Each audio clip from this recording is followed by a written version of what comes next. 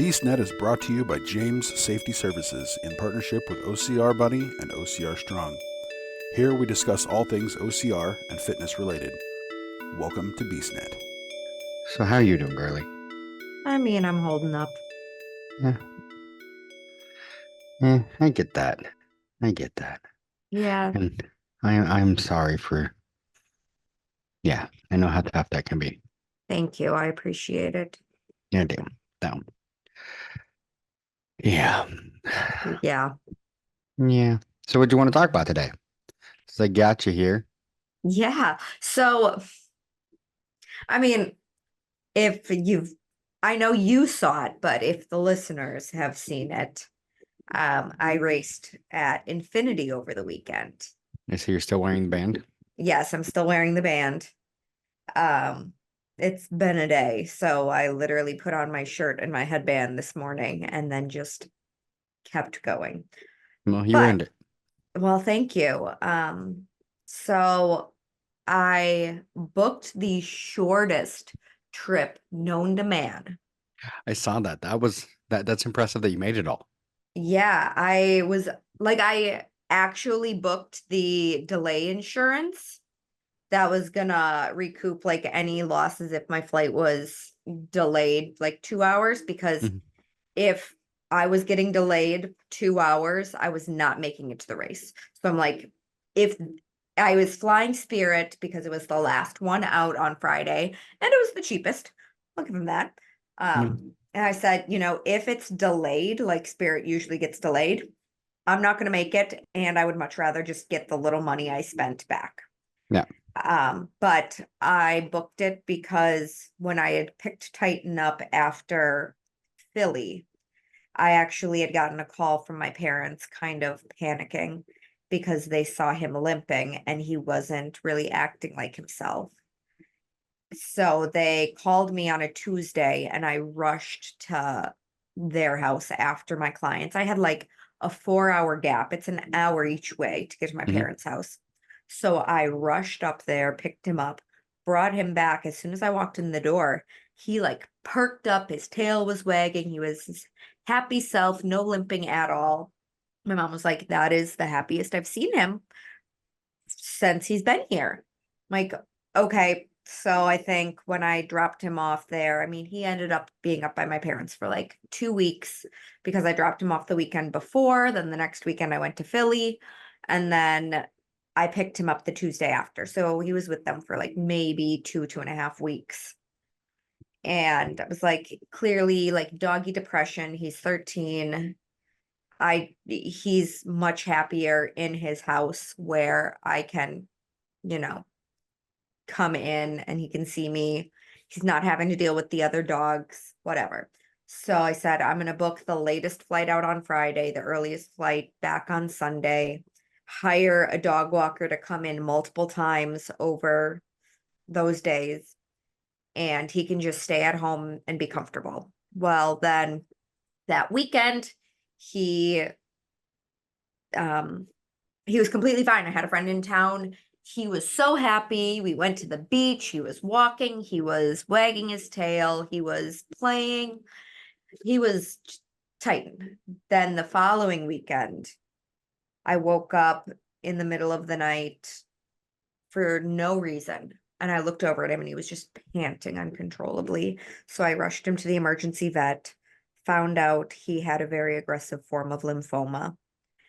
And we got him on steroids and antibiotics because he was 13.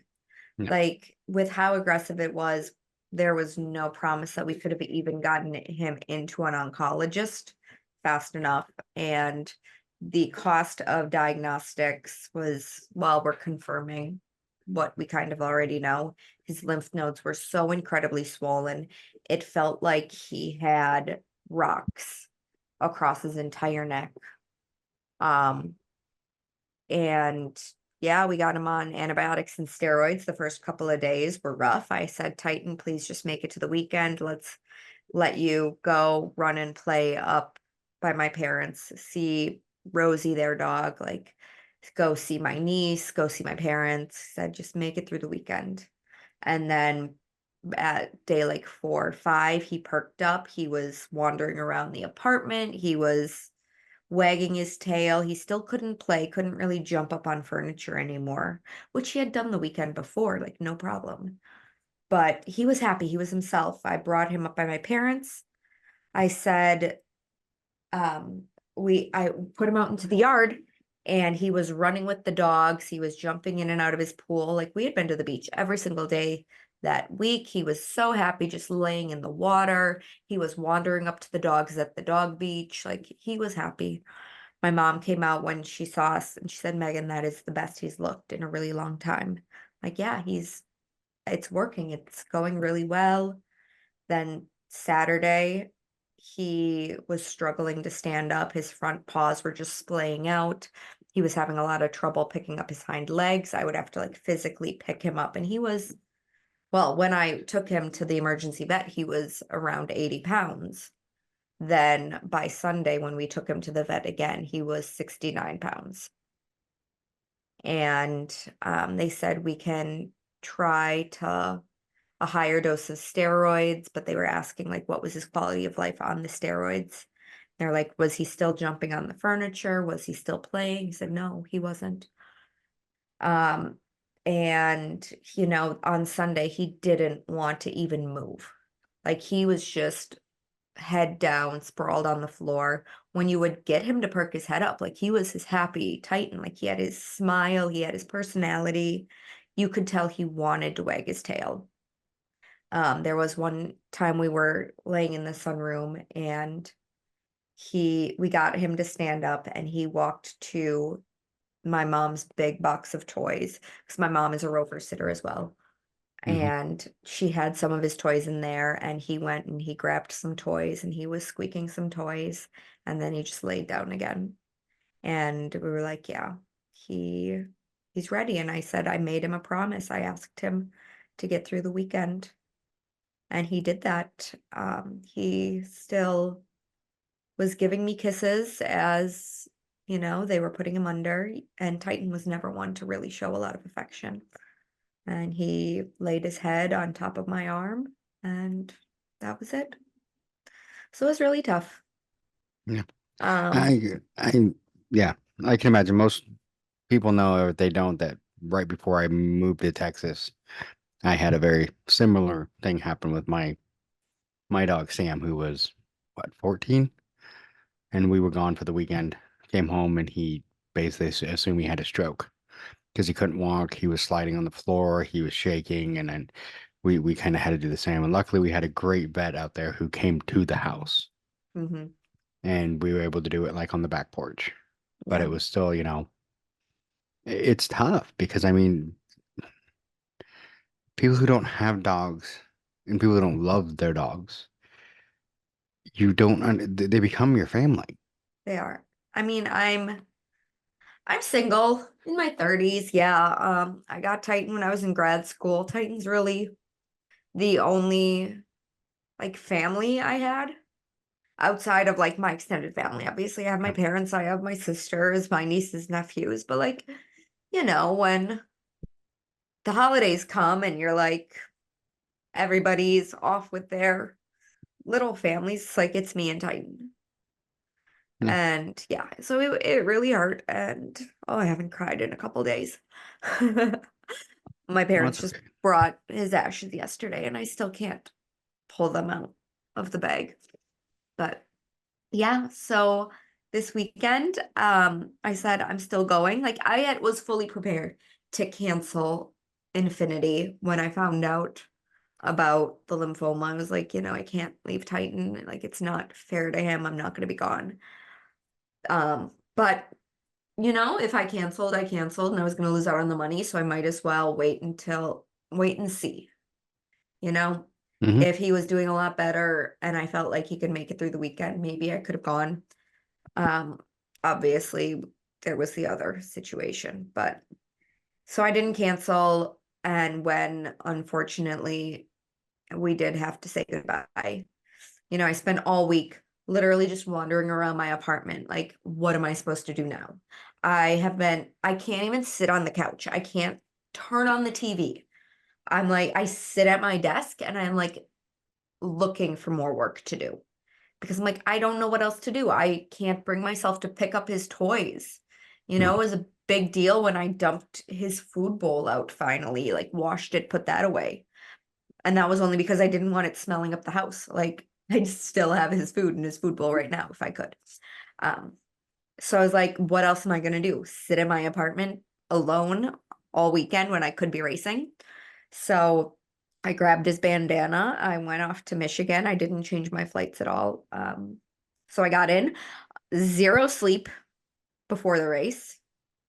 Went out to Michigan and tied the bandana onto my bib, and I took off. And it was probably the most profound and incredible experience I've ever had.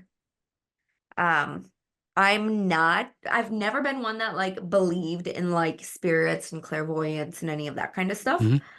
And like running for 8.5, 9 hours, it can get very lonely. So like, Yeah. I took off, we all started running together. I'm talking to people, and then we're all starting to space out. And I had a Bring Me the Horizon song stuck in my head that I was singing on and off. And then I would feel his bandana hitting my chest. And I mean, it's a big bandana. He was an 80-pound dog.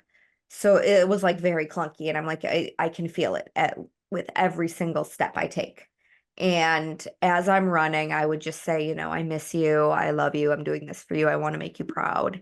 And as I'm like thinking some of this before I can even like finish my thought, it like pops into my head where it's, I love you too. I miss you.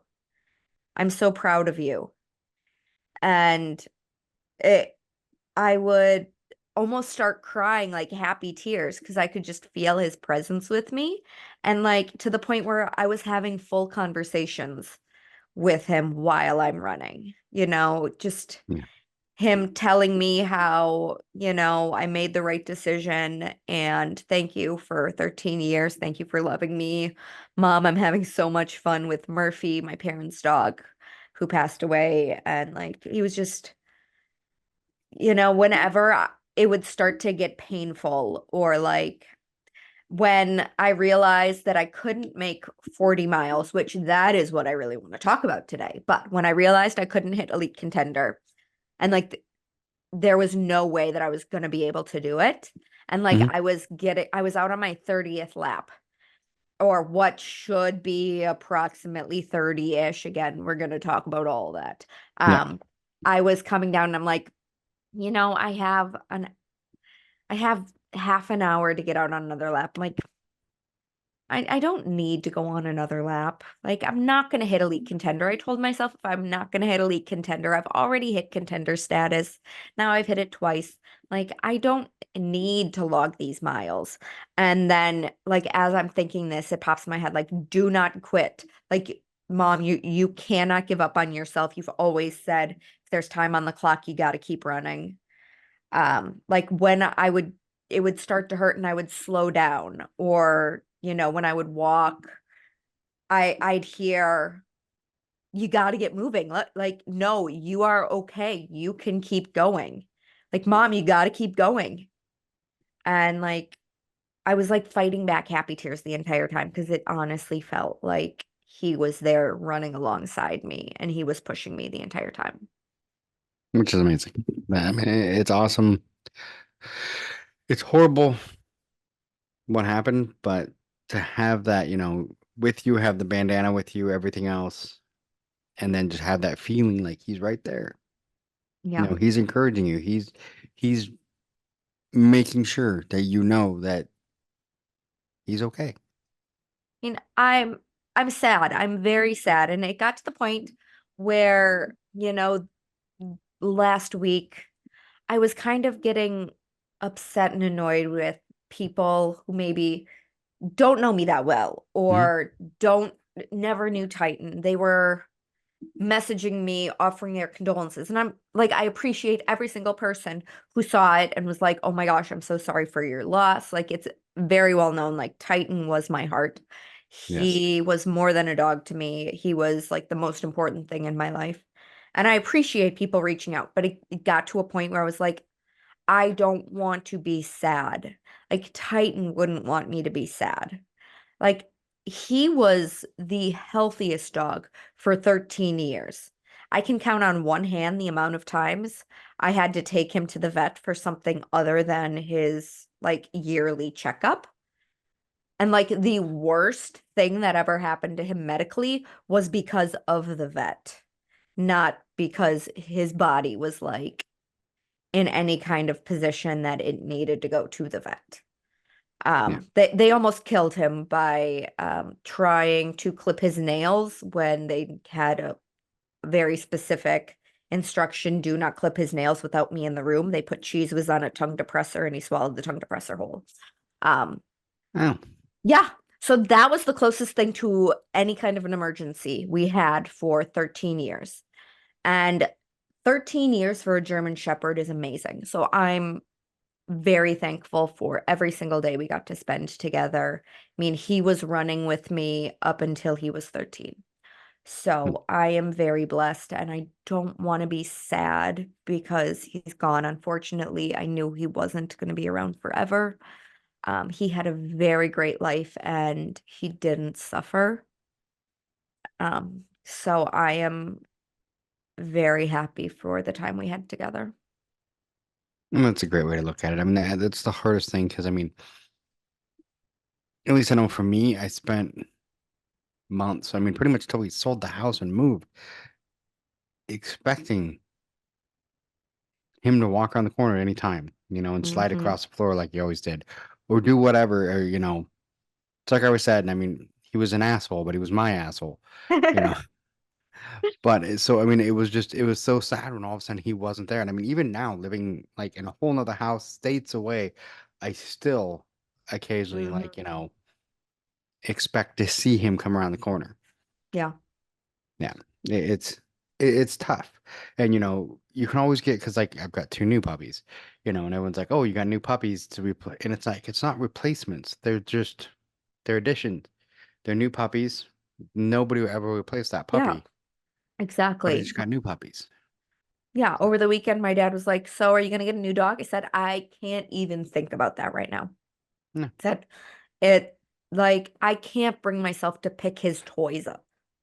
So don't talk to me about a new dog." I mean, I see things popping up all over the place about dogs, at the shelter and all of these dogs needing fostering, and I'm like, maybe I could think about like fostering a dog, for a month or two because that's like in my nature, in my heart. My parents foster dogs. yeah.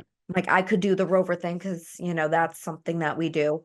But I'm not ready to, open my heart to a new dog in the same way that I had Titan. I need time to kind of figure myself out again Mhm. Yeah, and it's a before tough that. thing. Like for me, I mean, it was over a year before, and it was supposed to be one, and just fell in love with two at the vet or at the pound and brought home two little ones. But Yeah, you know, and that's it. It has to feel right. If you just yeah, randomly go out and get a dog, it feels wrong. right, It has to feel right. It can't do it just to, like I said, replace because there's no replacing. right, exactly. It has to feel right. Most time, like most of my dogs, I randomly found. Yeah, Sam that I had for 14 years was a runt that basically they were going to get just throw away. And I'm like, I'll take him. yeah. So it just, I happened to end up with him. And just about most of the animals I have are ones I just happen to end up with. So, I mean, it'll happen Yeah. when it's No, right. I know that I'm gonna have more dogs in my life. I firmly know that. Oh, yeah. That is not even a question. I can't think about it right now. Yeah. It's I a tough, you can't. Yeah. And honestly, looking ahead to the year, I am booked solid at least until mid-July, and then booked solid all of August, most of September, most of October, into November. Like I'm booked and busy with work. I'm booked and busy now that I'm the development chair for USA OCR. Mhm. I'm booked and busy with my own racing. And, one of these days I'm going to figure out how to have a personal life Someday. someday. Well, and I mean, the thing is like you already learned this last weekend. He's gonna be with you every race. Yeah. He's going to be with me everywhere I go. And I already found a tattoo artist. I need to reach out to them, but I already found a tattoo artist that um I want to get a Titan tattoo. Like I need to contact her, get that scheduled.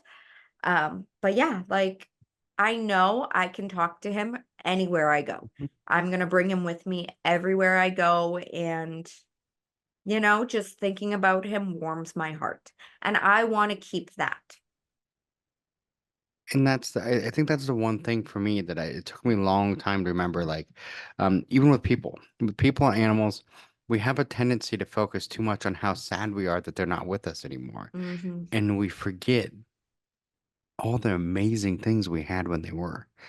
And I think that's one of the things that, a takeaway that, I mean, that's beautiful that you have here. You keep wanting to remember how amazing Titan was and how much joy he brought to you. And unfortunately, he won't be there, but you still have all those memories. Hmm. And he's still going to be in your brain. He's still part Yeah. of you. He's still part of your heart. He's still, part of that. And I mean, like I said, I think we forget that with people and animals that they may not be part of our lives now, but we still had all of those amazing, amazing times Yeah. that we can remember.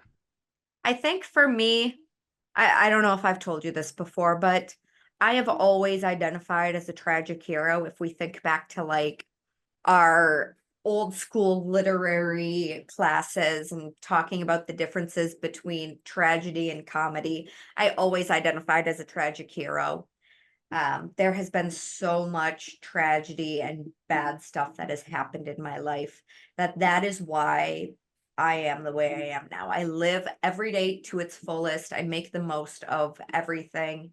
And, I don't ever want to sit and become complacent because it can all end tomorrow. Hmm. So, yeah, I'm very sad that Titan is gone. I miss him. I want him back here. But I am so grateful for the time that I had and for the life that he was able to give me. And obviously, I gave him. But he touched me so much and provided me with so much love that I am so grateful for that. And, again, I knew he wasn't going to last forever. So I want to think back on the good because really, with how quickly everything happened, I don't have all that much bad to think about. I learned Yeah. about, the lymphoma, and instantly I was in the cherish every single day because now you are on borrowed time. And that's what I did. Yeah. Which I mean, in some ways, like you said, it's almost a blessing or whatever in a way that it did happen so fast because now you don't have. Because that's one of the things like I can remember, like even with like I said, with people and animals. To me, I'll be honest, I get sadder almost sometimes with animals than I do with people. But I've had those situations with people where they had some long, drawn out illness, Mhm. and then unfortunately, most of your memories are the most recent of the illness Yeah, and everything exactly. that went there, and you just have the memories of even you said the last couple weekends. Yeah, Still going to the beach, hanging out, doing whatever with your amazing puppy. yeah. My friend that came to visit, I was telling him what happened, and he also has senior dogs. And, before all of this would happen, he would talk about, I think it's almost time for my dogs or whatever else. So when this happened with Titan, I said, I thank you for coming up and meeting him. Like, thank you for spending that last weekend with us. And he was like, I loved every second. Like, Titan was such a great dog. I'm so happy I was able to meet him. And like, I'm grateful for that because that was honestly one of the best weekends we had had in a long time. Yeah. And Titan gave us that. He he let us walk him around the Sugar Bowl in South Boston, which is like a 2 mile around the harbor. And the last time we had done it, he had to lay down multiple times, but he gave us one last walk around there, and that was his favorite place in Boston. So I'm grateful for that. Hmm. But that is not what I wanted to talk about, but it feels good to talk about that. So thank you. And it feels good to get out of your get that out and talk about it. So yeah, that's awesome. Yes. So what I really wanted to talk about, Tough Mudder. Are like, do they just hate us? Yeah. Like, so I think we talked about it last time. There have been 0 elite contenders at Mhm. the US Endurance Series in 2024. So I talked to you after Philly and said 0 elite contenders. They made the loop just short enough that like nobody can really hit it. And then they like made the transition super long, and that transition does not count into your mileage. Well, Michigan, Oh, makes sense. very, I mean, I wouldn't say it was flat. I still got like 1,000 feet of vert for the 10-mile course.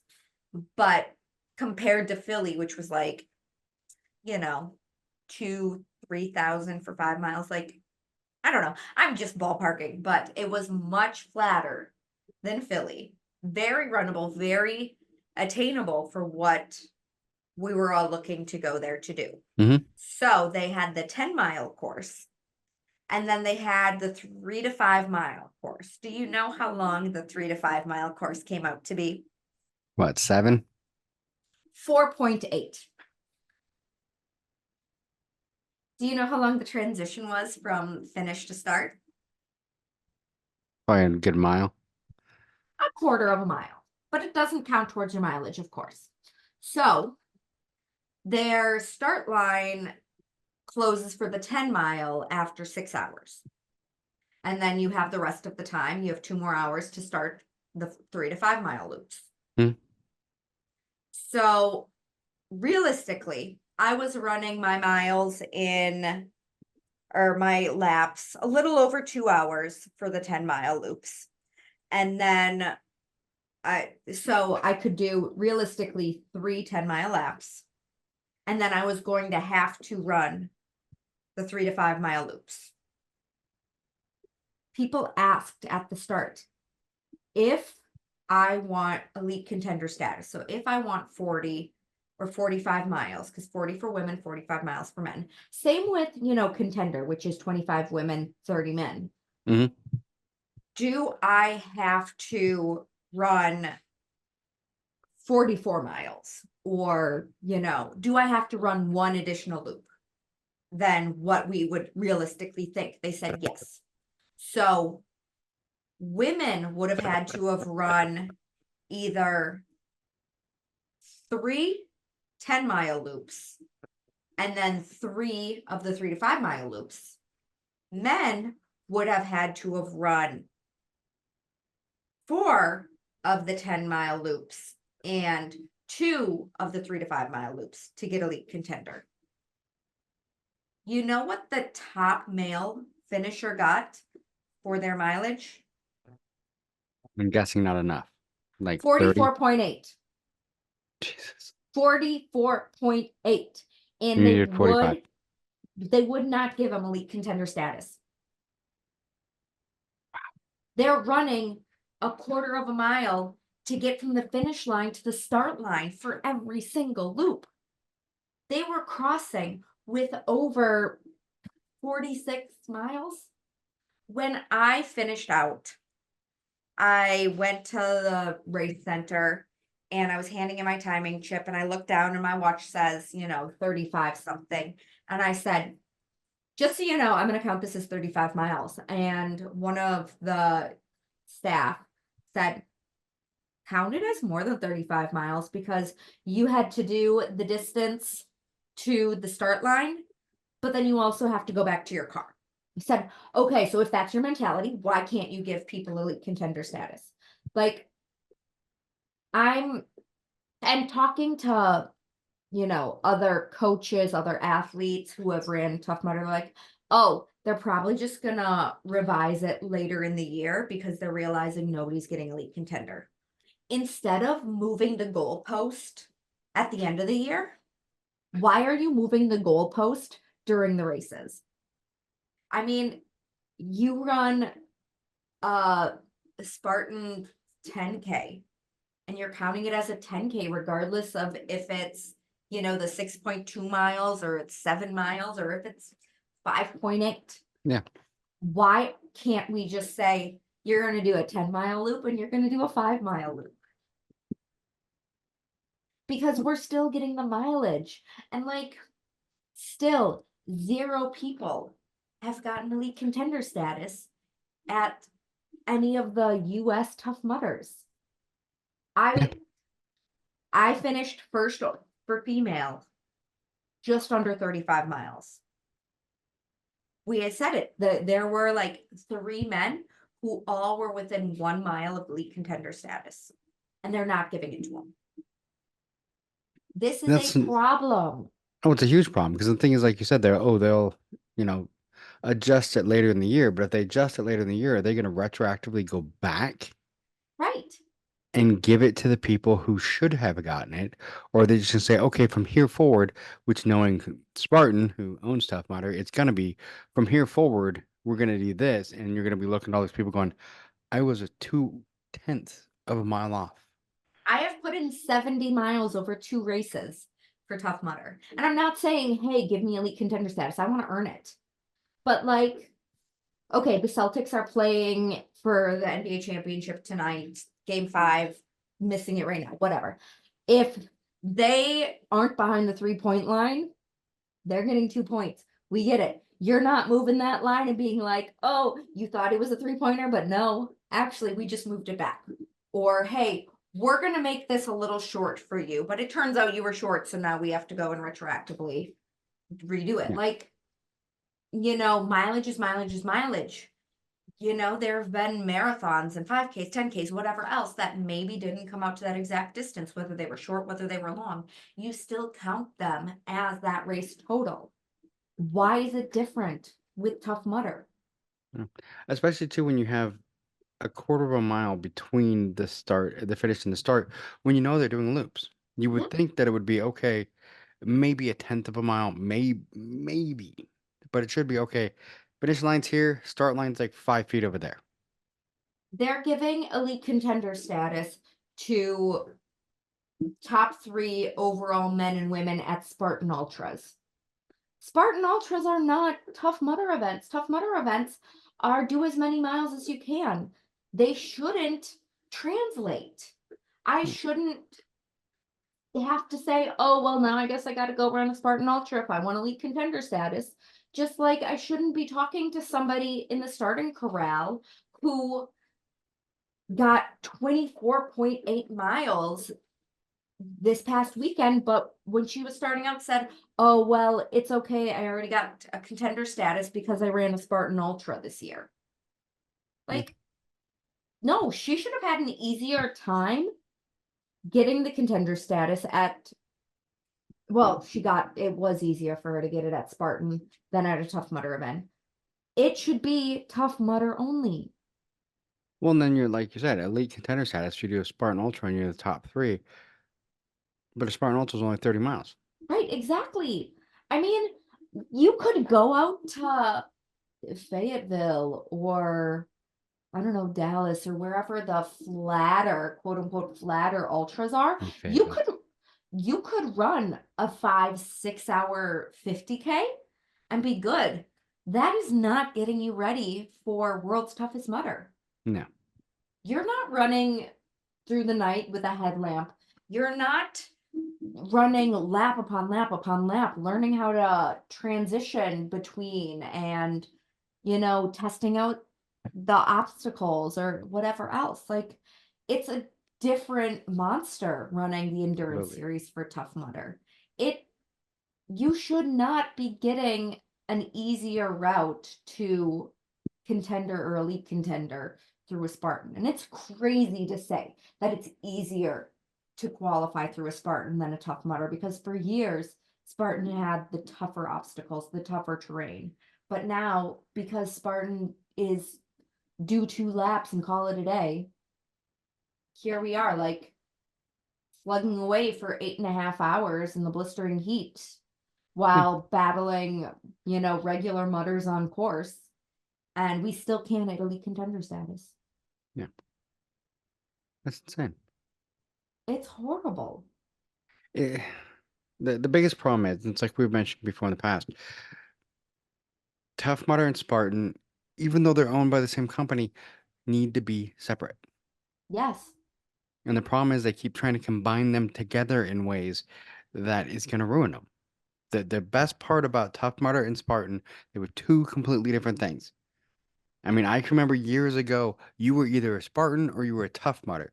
You typically weren't both. Right. There was some of us that crossed over, but I didn't cross over. I did Spartans for 4 years before I finally decided, okay, I'll do a Tough Mudder. Same here. I didn't do my first Tough Mudder until 2021. Yeah.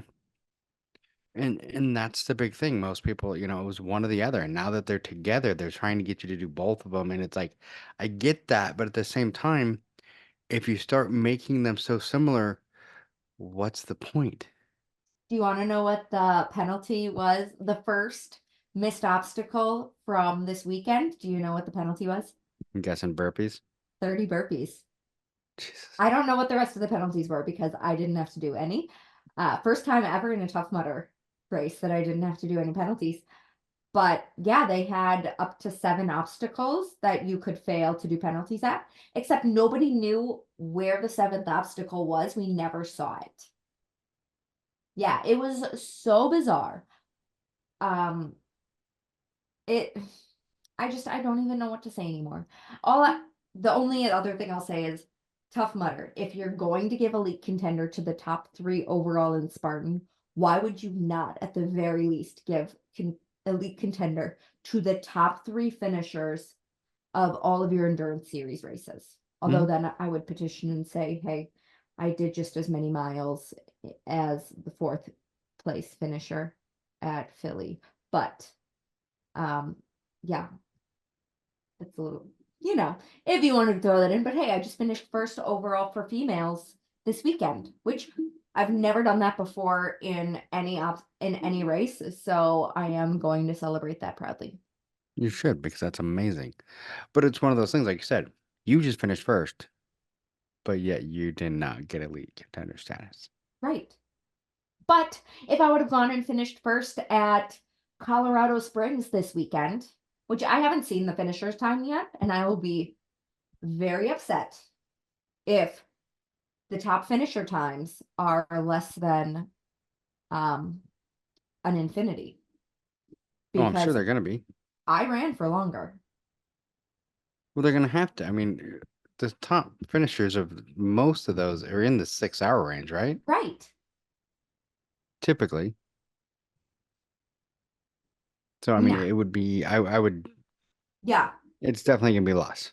I'd Less than the time. understand if like Colorado Springs is a little bit more because like I don't want to run at altitude. I'd hope that there's some kind of elevation there. But Yeah. like that the Fayetteville Ultra, the people that finished top 3 and got elite contender status did not run as long as I ran on Saturday.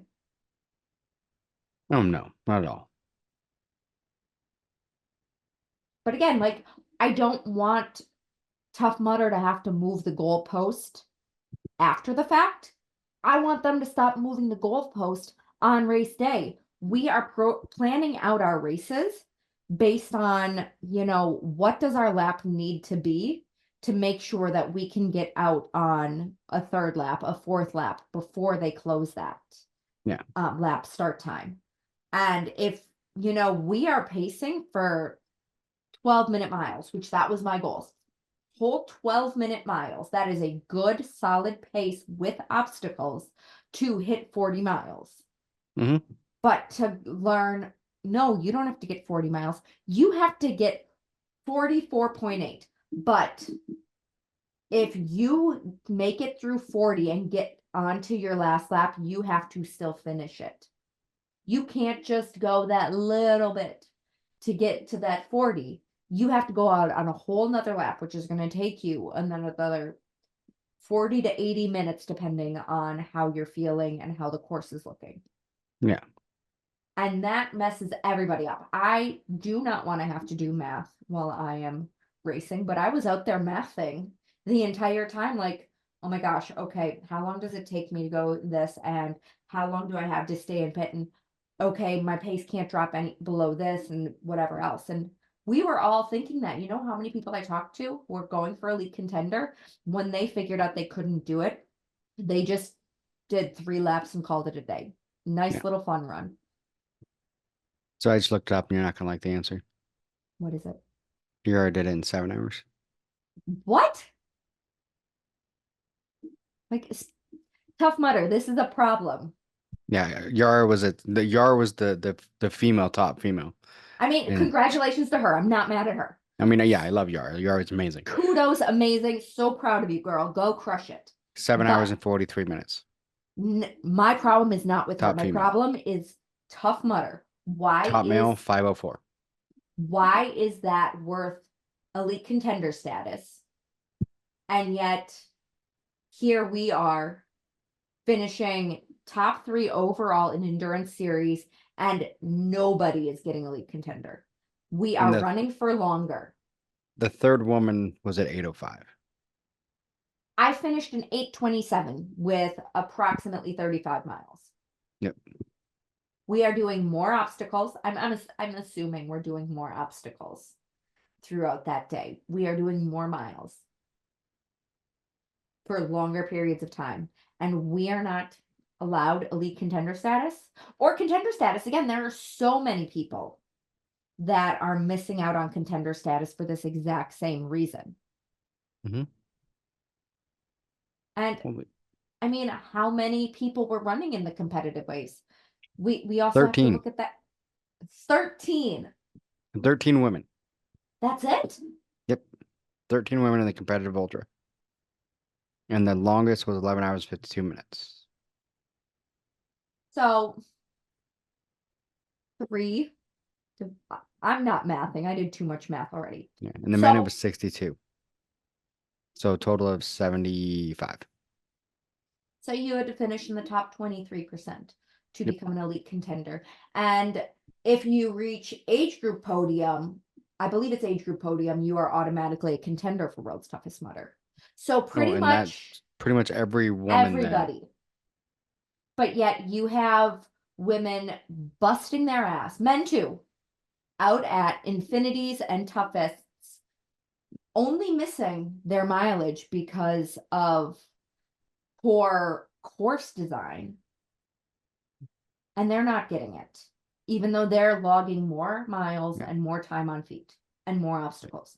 So every woman that raced in Colorado and the ultra competitive that finished got at least in the top 3 of her, either the top 3 overall or the top 3 in their age group.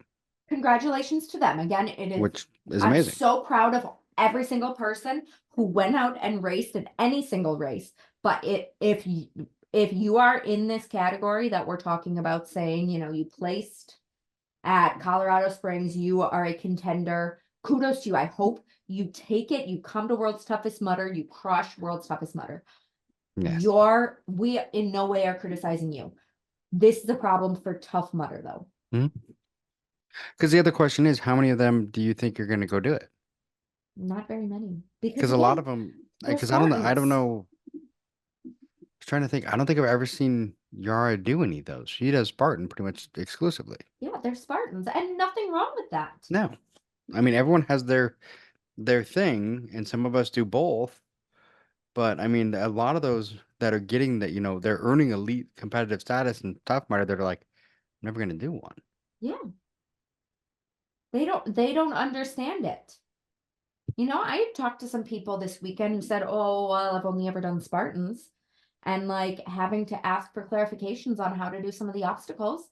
They're like, I haven't done this before. It's like, kudos to you for getting out and trying something new. Very proud of you. This is so awesome to see. I encourage you to keep doing that. But like, Tough Mudder and Spartan are 2 totally different things.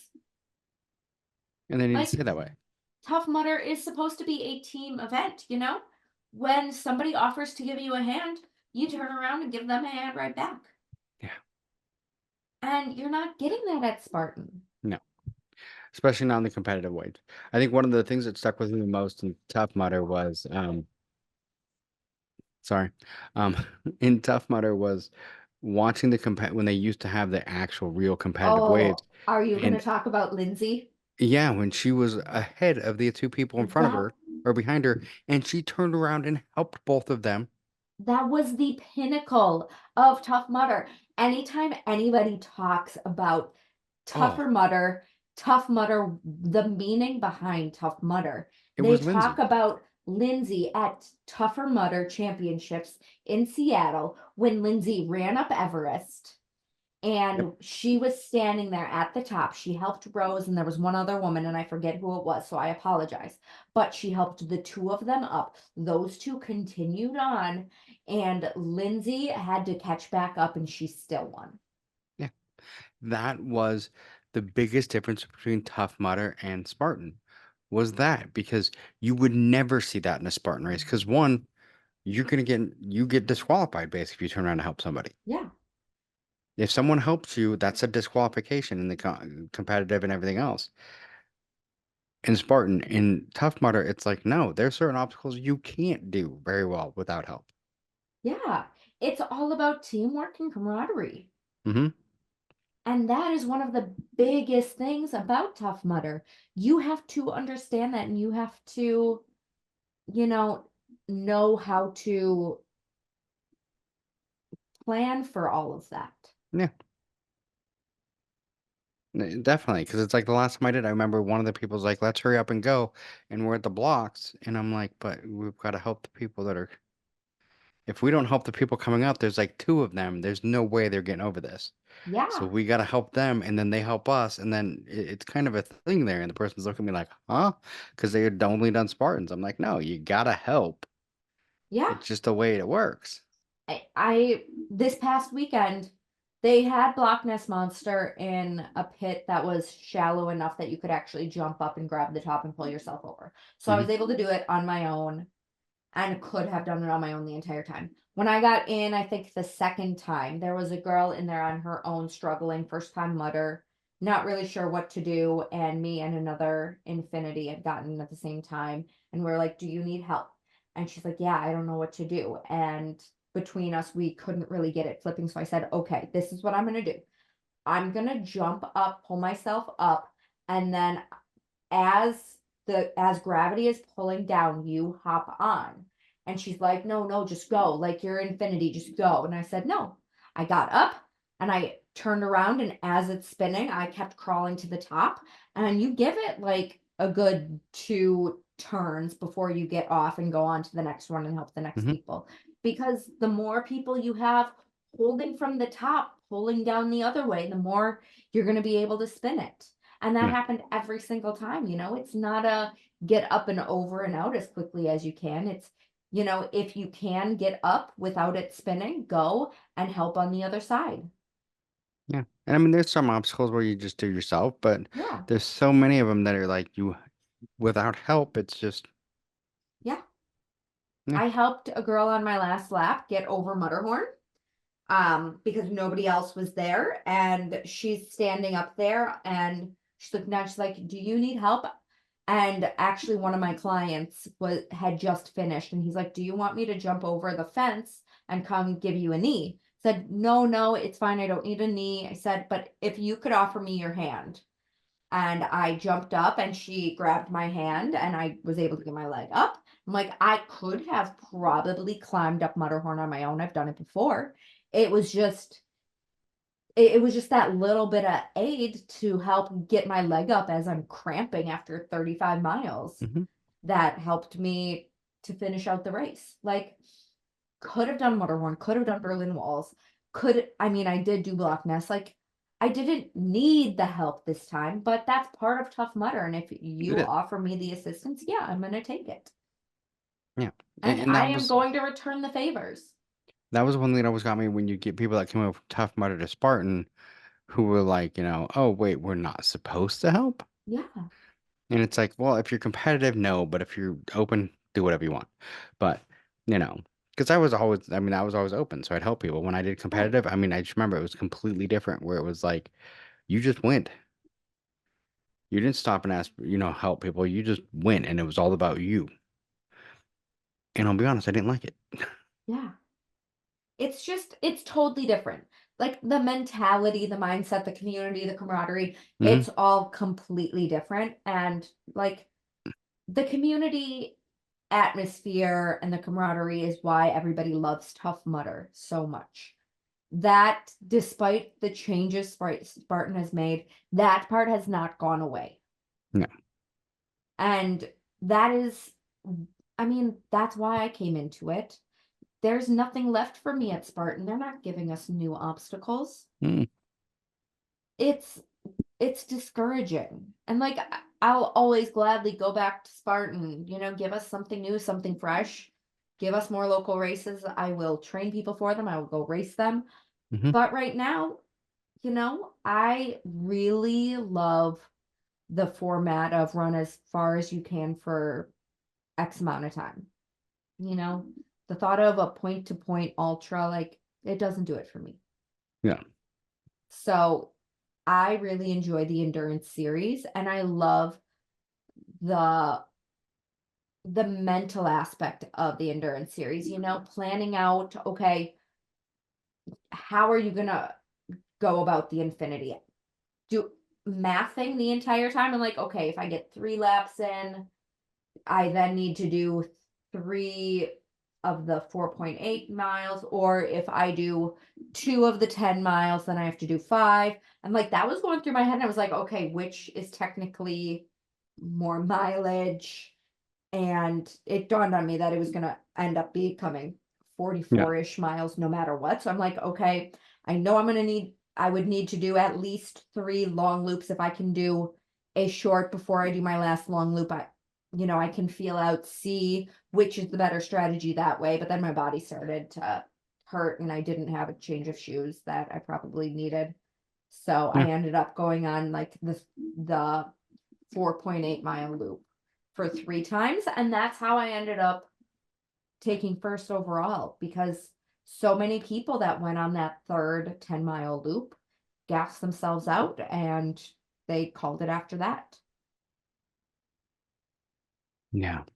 But like you strategize for the overnight toughest races, you strategize for world's toughest mudder.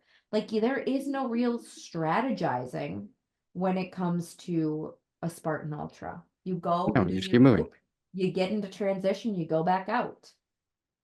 Yeah. I mean, that's it. I mean, you just go. You go. I mean, even for me, I just did North Carolina, what, a month and a half or something ago, and that was it. Yeah, Even after every other part of me had failed and I was having total problems with my legs, I just kept moving. yeah, And that's the only strategy. When we did World's Toughest Muddy, you had to think about, okay, how many miles do we want? Because we had an adaptive athlete. We wanted the 25 at least for the adaptive. But, yeah, so we had to think about that. How do we want to do it? So we did the mhm, 25, took a nap for a couple hours, and came out and did the last lap. yeah, You know? exactly. I mean, this time through, I would come into the pit and I would see everybody, changing whatever they needed to change, eating, doing whatever they needed to do. And I would come in, I would say, okay, I'm going out for 10 miles. So I should have, you know, at least 2 different things to eat. And which hydration do I want? Okay, grab, go, finish that out. Okay, take my garbage out, put it in with my stuff. And what am I grabbing this time? Or can I take a quick shot of applesauce? And like, I didn't have to carry a million and one things. I could keep Hmm. it all in a vest and I knew I was going to be back in an hour or two. And see, And that's the like, difference. Like when you do the Spartan Ultras, you have to figure, okay, what am I going to need for the full, 15 miles? yeah, and that's great. Like, that is amazing. You have to Hmm. have a much more solid transition. And like, if you make the wrong decision at transition, like you're screwed. Whereas at least a Tough Mudder, you can recover. Hmm. But like, there's also an art to that as well. But like I said, it's two different, and that's the biggest thing to remember. We're Yeah. talking about two different races, two different strategies, two different types of races. And why do you get the same thing. Right. I mean, it's the same complaint we had when Spartan decided to do their 24-hour ultra championships. And it's like, but you don't have timed ultras. Why are you giving a championship for a format that you don't have races for? Same complaint I'm going to have about their 3K and their 100-meter course this year. Why are you having championships for races that you don't actually have competitions for? Mhm. They luckily went back to their ultra format world championship. Okay, you go, you do your 50K, call it a day. First one to cross the finish line, first one to cross the finish line. But when I crossed the finish line this past weekend at Infinity, and I'm handing over my timing chip and they're counting my bands, and they're kind of sort of showing you like the screen where people are placing, but kind of not. I said they had it starting at women number 2, and I didn't see my name, and I saw all of these other miles, and I was like, hey, can you tell me where I finished? She's like, no, actually I can't, because there are people still out on course. I'm like, yeah, but none of them can pass me. Just tell me that I finished first. But like, they Yeah. couldn't, because there were still people out there, and in a true 24-hour, it's not about the first person to cross the finish line. It's about the person who has the most miles when that finish line closes. Yeah. So it doesn't matter that you finished an hour ago. Yeah. You have to wait to see what happens at the end of it and see if anybody else decided to do another lap. And that is why I will always go out as long as there is time left on the clock. The start line is open and I can get back before the finish line closes. Hell yeah, I'm doing another lap, Yeah. because there are other people with that same mentality. You're telling me contender status is at 25 miles? Well, if I hit contender status and I want to finish above all the other people who are like, I got contender status, I'm good, I'm going to go out on the 30th. But then there are going to be people with the same mindset as me who are like, well, I did one lap over contender status Hmm. because I want to be above the people who are doing not necessarily the bare minimum, but they hit their contender status. That was their goal. They're good. Hmm. Okay, the next step up. No, I want to be above that person too. It's like, getting your dirty brown bib at World's Toughest Mudder. You got your 50. You want to go wear it out on course. You want to show people that I hit that goal, but I'm not done yet. I want more. Yeah. And see, that's the thing for me. I've got the 29th or something like that, which somehow I messed that all up and got the wrong weekend for flights, but I fixed that eventually. Oh Well, my no. wife fixed it, not me. But so I'm doing the CSU, the 24-hour event in Seattle that I do every year. So, and that's the same mindset where you have to have, because it's a laps, but you pick different loops. Well, it's not just one loop, it's different options.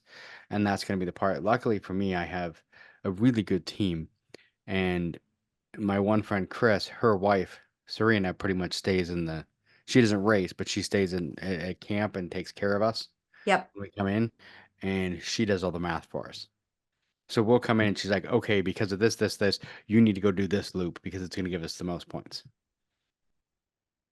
And that's awesome. But That's it's so like, great. but it's like that whole idea of strategy of, like you said, in Tough Mudder, you kind of have that strategy of, okay, how many loops am I going to do? Should I go back out for another? Should I do this? Should I change socks? Should I do everything else? Where Spartan is, once again, is different. But also, like, you think about it, Infinity, you have it during the day, you have two different choices of laps. You also only are given this little bitty space for your stuff. They technically don't have pit crews. You are self-supported that entire time. So you have to strategize to self-support for Mhm. upwards of 9 hours while mathing and Yeah. holding on to these bands, doing your penalties, running all of your specific miles, strategizing, like all this stuff. Then you go to the 12-hour race. You can have a pit space like you will for a World's Toughest Mudder. You're going to be racing overnight. You have to factor in, okay, when do I need to eat? When do I need to change into my wetsuit? When do I need to change my shoes? When do I need to change the batteries on my headlamp? Do I need to take a nap? How am I going to regulate my body temperature if I start to get hypothermia? Mhm. And then, we can help people on obstacles. And wait, what? There are people actually just sitting at obstacles to help you? Yeah. Like, how does this all work? And, with Infinity, you have 8 hours to start your laps. At Toughest Mudder, you have 12 hours to finish your last lap. And like, there are different rules for all of these different events, but they're all preparing you for World's Toughest Mudder. Mhm. It blows my mind. But at least they're somewhat close. But like you said, as we keep saying, if I qualify for World's Toughest Mudder only because I was the top 3 in an ultra, how was that getting the person ready for World's Toughest? Yeah. It's not. It's like, okay, you earned the elite status, but really you've never done a Tough Mudder. Congratulations, you just ran a 50K in 6 hours. Let's see what you can do in 6 hours as the World's Toughest Mudder. No way you're coming in first. No. You stop at after 6 hours? You're done. Congratulations. But also, like, you're not even getting your finisher headband, because if you're stopping after 6 hours, you're not hitting that time requirement Yeah. to be a 24-hour finisher. So, Yeah. like, you should have been strategizing. Probably should have gone and run a toughest to figure out, how to race for a few hours, take a nap, wake up in time to go and finish out the course. Yeah. Because I guarantee you, I do that when I train. Fit Challenge has their 24, 32-hour race. Last year, I volunteered for a portion of the day. I went out and I ran after dark, came back in around midnight, slept in my car. I have my truck tent, set up my trunk tent, slept in my truck tent, woke up at 6 a.m., went out and did another 2 hours of running. And Yeah. that was all just in case I needed to take a nap at World's Toughest Mudder. Yeah, Because because I had World's to Toughest, it's prepare what? You have to do one lap, after right? like 7 or 8 Yeah, or you have to do something. one lap at the start, and then you have to do at least one more lap starting after 7 a.m. Yeah. Because that was a big argument we had last year where we were sitting there trying to figure out, okay, let's get up at 5 a.m. and do a lap. And it's like, if we get up at 5 a.m. and do a lap, we have to make sure we're back in time to start another lap after 7 and finish by, I think you have to like finish it after 7 or something. yeah, it's like finish after or whatever. But it was like we're trying to do the math of like, okay, because the finish line stopped at a certain point, that we have to make sure that we have time to start one after that time, but finish before, so you get that whole Yeah. strategy in your head that if you wait too long and you start too late, you may not finish in time. But if you start one too early, you may end up having to do another one, and it gets that whole math in your head where I was wide awake. And I feel like if I wasn't with the chair, I could have gone out and just done a couple more laps for fun because my brain was just, that was out there. Yeah, it's all about strategy. It is. I mean, amazingly, I hit 30 miles on that. I mean, my body was wrecked, but I did it, you know. Amazing job. That is a huge accomplishment.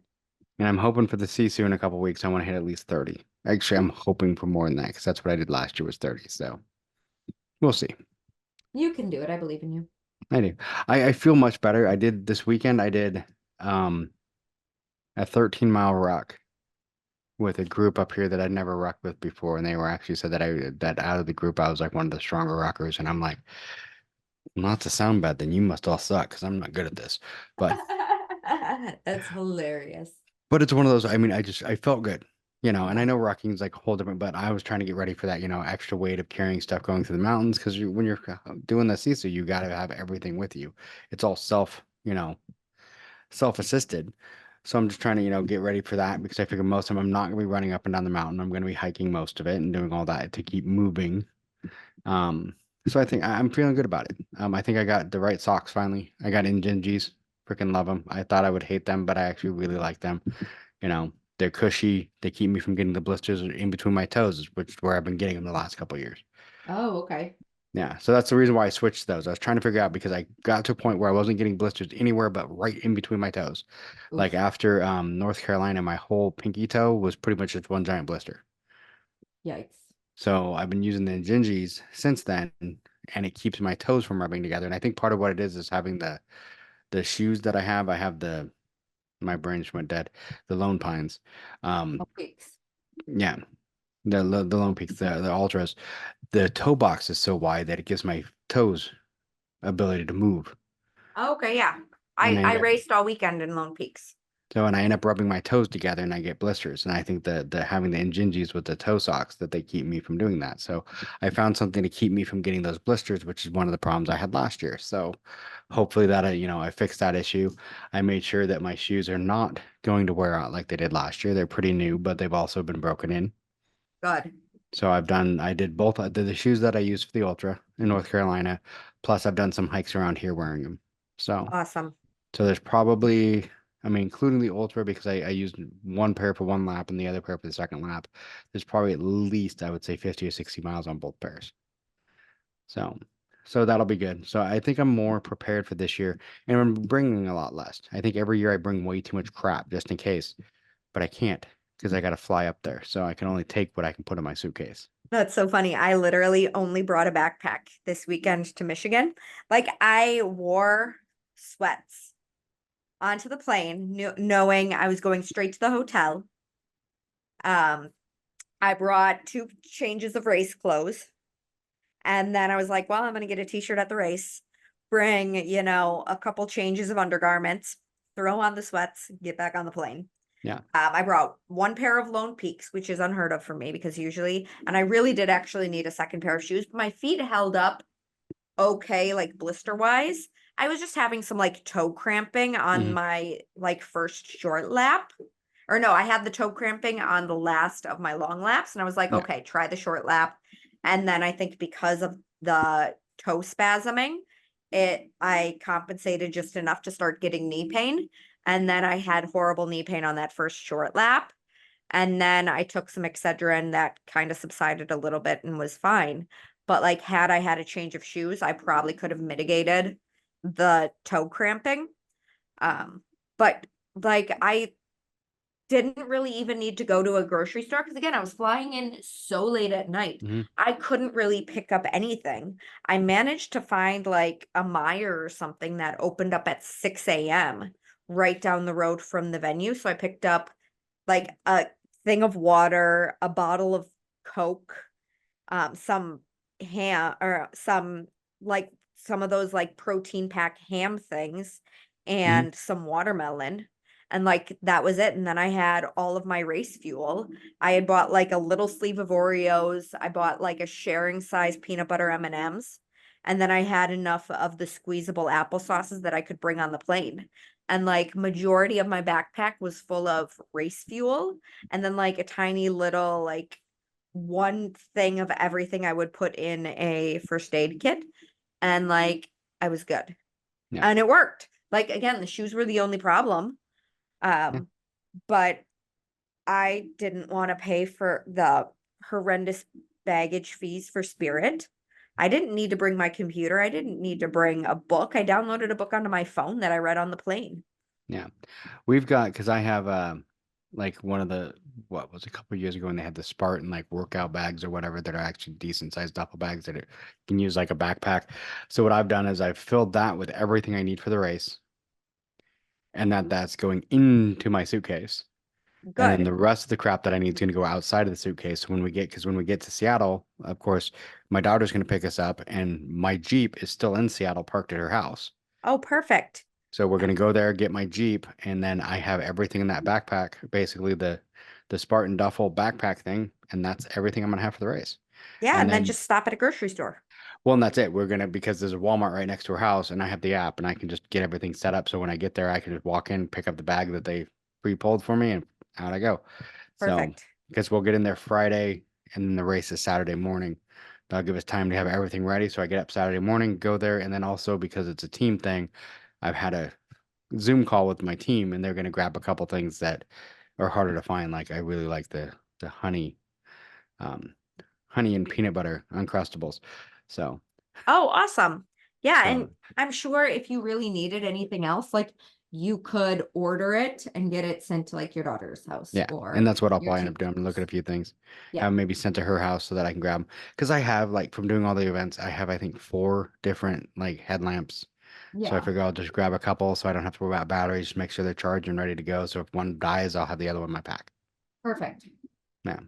So Yeah. Order a spare package of batteries just in case. Mhm. And Whatever you So don't need, you can leave at her place.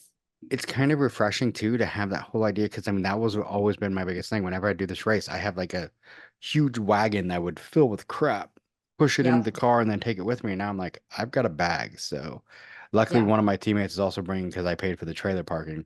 They're bringing their trailer, so we get kind of an upgrade there. So Good. That's awesome. yeah.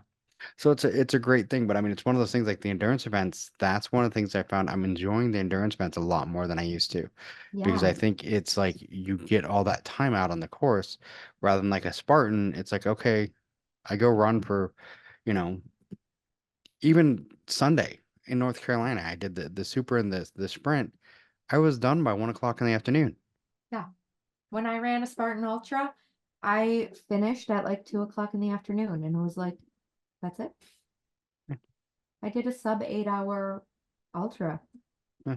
I'm like, Yeah, because when I did North Carolina, what we finished at like 4. So I mean, I was slow. I'm obviously slower than you, but still, it was 4 o'clock, yeah, 4 or 5 o'clock, and it's like, okay, what now? yeah. I finished after 5 o'clock this past weekend, partially because they started the race 45 minutes late. Mm. Get this. So we got to registration. Registration was supposed to open at 7 a.m. 7 a.m. rolls around. They're nowhere near ready. Then as we're all standing there, everybody has everything they need for their Infinity. We notice all of the lanes for registration. They only have 2 lanes that have a small sign Infinity registration. We're like, you're starting Infinity at 7:45. It's 7:15, and you're telling us that all hundreds of us who need to register can only go through 2 lanes? You should have Infinity registrants at every single lane, get them through first before any regular mutters have to come through. Yeah. And see, I think that's what happened in Seattle. I think they had it where it was like Infinity, we could register at like, I think it was 6 or 6:30, and then nobody else could start registering till after 7. Yeah. Or like open up registration the night before. Mhm. Like something. Like they do with the Ultra. They have it Yeah. the night before, you go there. I've never been able to get it the night before because I'm never there early enough, but still, 45 yeah, minutes is not enough time no. to get in, go through registration, get your pit set up, get warmed up, go to the bathroom, do whatever you need to do, and be at the start line. Yeah. No, not at all. It was horrible. Because even when I'm doing like the ultras, because I'm always the one that gets there in the, the morning, I'm trying to get there, for an ultra that starts at, if it leaves at 7, I want to be there at 5:30. So I have all my stuff, I can get everything ready, and I'm not rushing so that I'm Yeah. not having that whole panic attack, like I'm gonna be there in time. So I got to Oxford at 6 a.m. Said, okay, Tim Hortons. I'm in a place that has Tim Hortons. Oh my God, yay, it opens at 6 a.m. Plenty of time. Tim Hortons at 6 a.m. Hey, look, the Meijer right next to it opens at 6 a.m. Let's go in there. Let's get our Tim Hortons. Let's get out to the race venue. I was one of the first cars parked. Said, okay, registration doesn't open till 7. I'm going to get ready in the car. I'm going to put my shoes on, KT tape, whatever I need to. So then when I get out of the car, all I have to do is grab my backpack, go through registration, lay it out, fill my water bottles, go to the bathroom, get warmed up, and go. yep. And I was very thankful for that. I got the perfect pit spot again, but not everybody was as lucky. There were people literally wandering up to the start line as they were finishing up their the speech. Yeah. And That's they not good plan. started at 8:30. And then they weren't even going to give us credit for that. They said, okay, 8:15 is when we're starting. They started us towards 8:30, and they were going to cut us off at that 8:45 mark instead of giving us that 9 hours. Supposedly, allegedly. I didn't talk to them. I heard that from somebody else. Well, that would sounds But about their right. their sign was revised to say, course will close at 5:15, and people are like, you started us at 8:30. It should be 5:30. Yeah. Should be. Should be. Interesting.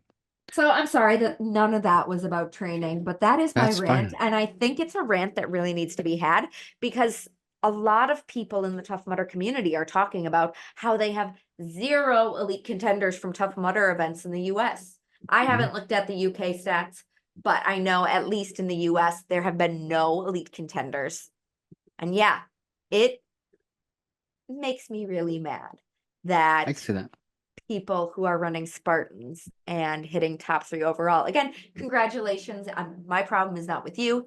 It's with the Tough Mudder criteria and TMHQ and their poor course design. Yeah. Like you said, I mean, it's one of those things. Why would you have a quarter mile between? Yeah.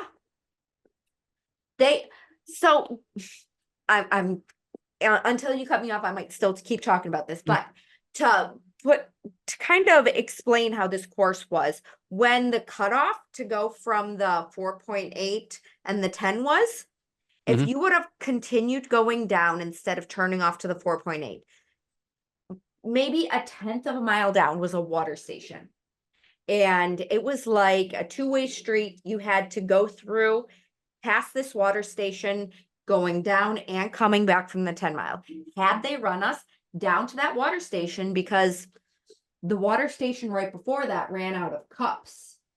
So like, couldn't really get anything out of it because they weren't prepared. So we had like 2 water stations on that 4.8 mile loop, 2, maybe 3. I don't know. At that point, I wasn't counting, but significantly less water.